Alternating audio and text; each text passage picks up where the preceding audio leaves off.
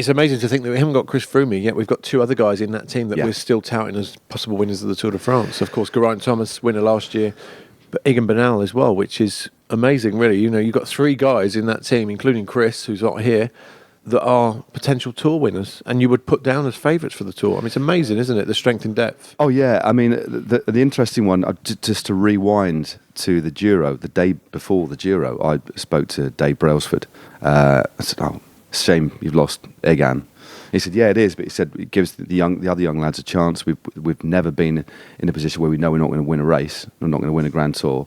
But he said, that means Egan will ride the Tour. And he said, that'll put the cat amongst the pigeons, won't it? He said that'll put G and Froome on the back foot. And he said, spice it up a little bit. Chris isn't here, unfortunately, but imagine going into the race with Chris Froome, Egan Bernal, you could fill the podium with those three riders. And the tension that kind of brings as well. There's clearly a mutual respect amongst those three riders, although Chris isn't here. But individually, now Geraint wants to win this race. Egan Bernal, I would imagine, wants to win this race. Is the most prodigiously talented young rider we've seen, I think, in a decade or so. I mean, we know he could be one of the youngest winners of this race. It's going to be very interesting to see how it plays out. And the first big rendezvous is going to be on stage 6. But it's fascinating. Yeah, it's going to be fascinating. Yeah, I'm more keen to see how Geraint's going to step up, really. There's been all sorts of talk about whether he's fat, thin. I've heard all sorts this weekend. He looked fantastic when I was in the bunch yesterday. But the one thing with G, as I've known for years with him, especially on the track program, nothing phases him. He's one of the most mentally strong riders I've ever come across. Whether he's at 50%, 80% or 100%, he will race in the same manner and get the result he gets from his physical capabilities. And that could win him another Tour de France, because G at 90% is still an incredible white rider. So that'll be interesting. I'm really keen to see that on Thursday, come Thursday. He looked great in the team time trial today. But G can float round in a team time trial and make it look easy anyway. So it's not exactly a great indicator as to whether this guy can win the Tour or not. But Thursday, definitely. That's going to be interesting to see how they play that with Bernal and G, you know, how they run at Planche de Belleville in the final there. Yeah, I mean, it's a climb you know very well, isn't it? But the thing that interested me and raised a lot of eyebrows, again, just going back a few days before the Tour, was the tweet or the press release by Ineos to say joint leaders, you know, Bernal and Geraint, you know, joint leaders. No, not like Egan is going to ride. It's like his performance in Switzerland, of course, won Paris-Nice, Tour of Swiss. I mean, he's going exceptionally well. Amazing.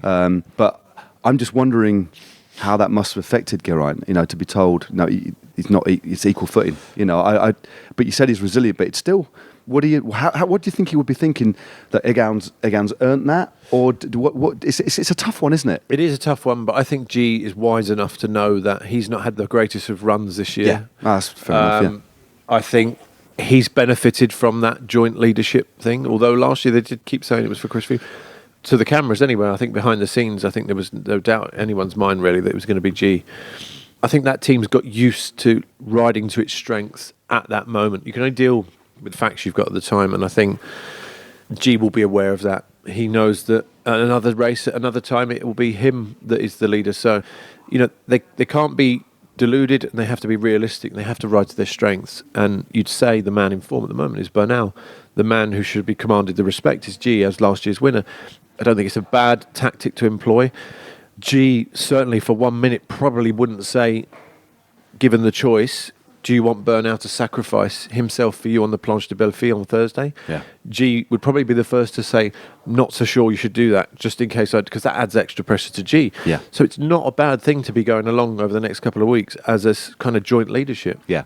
And the Planche de Belleville, although it's a crucial climb compared to the beasts at the back end of this race. I mean, Planche de Belleville is about 5.5k, and they've got the added bit at the top. At the end, which is really steep, isn't it? Yeah, it's steep, but it's short. But it will give us a bit of an indication on who's got good legs. But it's early days, isn't it? Very, very early days. And it will give us an indicator as to kind of who they're going to sacrifice early doors. I mean, we've got Wout Powell's, haven't we? They've got such a strong team. They've got an amazing team. I can't wait to see it, really. I think if they both get there on zero time to each other, as it were, no time losses, no more crashes in the next few days, I think it's going to be a really interesting couple of weeks.